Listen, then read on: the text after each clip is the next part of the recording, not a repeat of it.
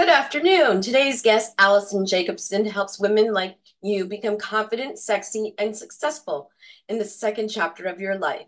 Through her one-on-one coaching and online courses, she has helped thousands of women reimagine who they want to be, overcome their fears, create happy and peaceful and abundant lives.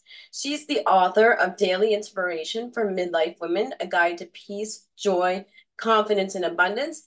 And she also hosts a podcast called Midlife Matters, Living Life Happy, Healthy, Sexy, and Strong, and a motivational speaker for corporations and organizations on how to overcome midlife doubt to succeed in work and life. Welcome, Alison. It's great to have you Thanks here for today. having me. You're very welcome.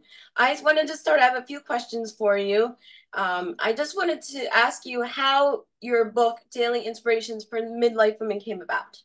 So I have been doing this since 2017 now. And prior to this, I was a writer, I was a consultant, and I find it very cathartic to write. So I would just have all of these different motivational little phrases that I would put out regularly on social media. And so many people commented, "Thank you. This is exactly what I needed to hear this morning," or "Thank you so much. I know how it feels. I'm so glad I don't feel alone."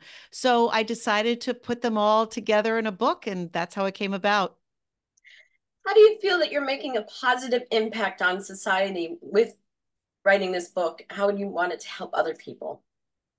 Unfortunately, now there is so much anxiety in this world and tension in this world. And as we get older, midlife women in particular are shouldering so much worry and stress over their adult children, over their aging parents, maybe their own health, economically, everything. And I want to be that person who can tell them it's okay. First of all, you can put up boundaries around the people in your life. If they are not supporting you emotionally and spiritually, you can put up boundaries. And in the second chapter of your life, it is your time now to live life to the fullest, to understand this is for you to live on your terms and recapture those dreams that you used to have before you took on all of these roles. So, my goal is to inspire women, to motivate women to understand there's really nothing they can't do. They just have to take that first step. I agree. And I see you as a leader and an influencer in the industry of charity and making women stronger. How do you feel that you will achieve this going forward? Well, so in terms of charity, I am the CEO of a nonprofit, First Candle, which addresses sudden unexpected infant death. So, hand in hand, all of the work I do is empowering women, helping women when they've gone through tragedies, obstacles, the worst grief imaginable. And I am there as not only a symbol of hope for women, but also that supporter who can cheer them on, who's in their corner, who can really allow them the vulnerability they need to accept their feelings and overcome them. Right. And that kind of leads me to the next question about what inspired you to become a coach to help women after divorce? So I went through my own horrific divorce. And I live in a town that is pretty affluent.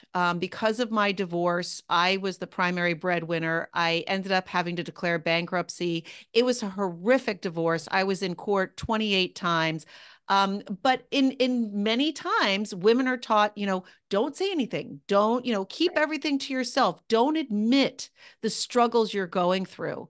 And finally, when you get to your lowest ebb, you're just like, I don't care anymore. I am just letting everyone know, what do I have to lose? And that comes with midlife too.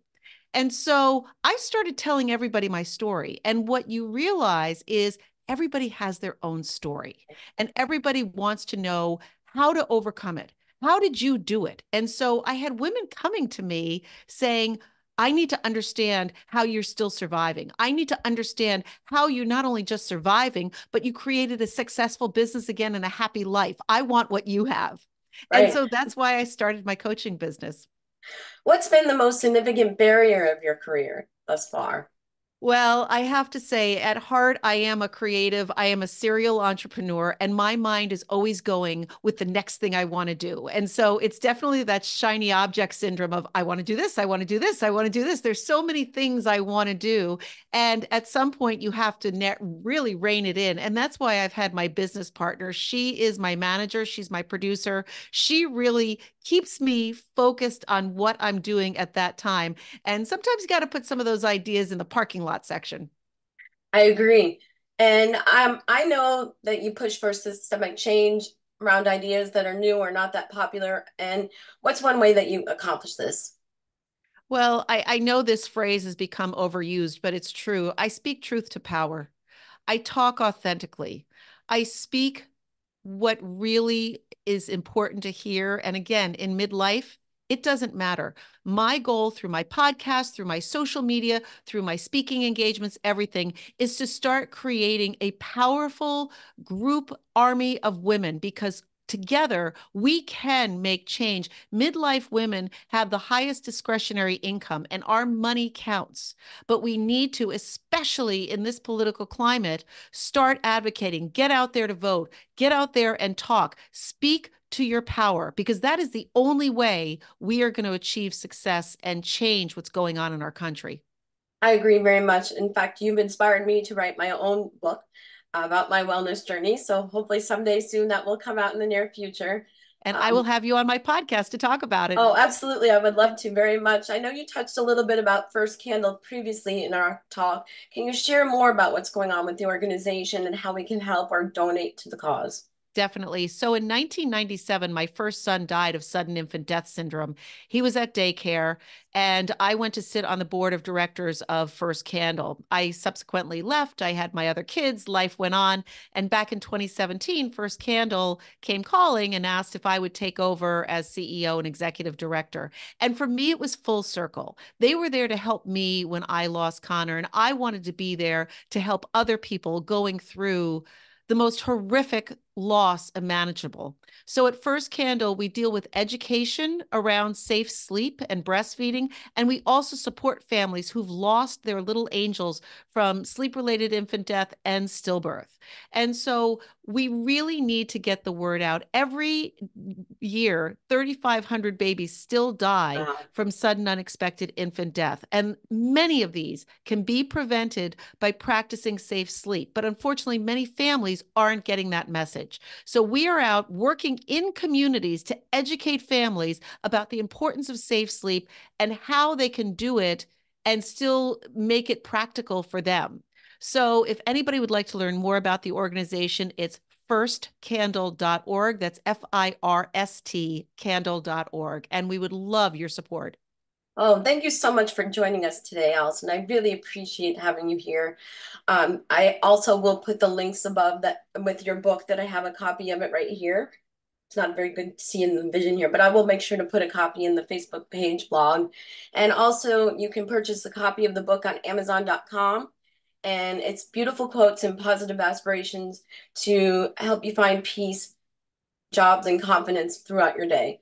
And thank you again. We really appreciate you taking the time for helping us today. Thanks so much for having me on. Oh, you're very welcome.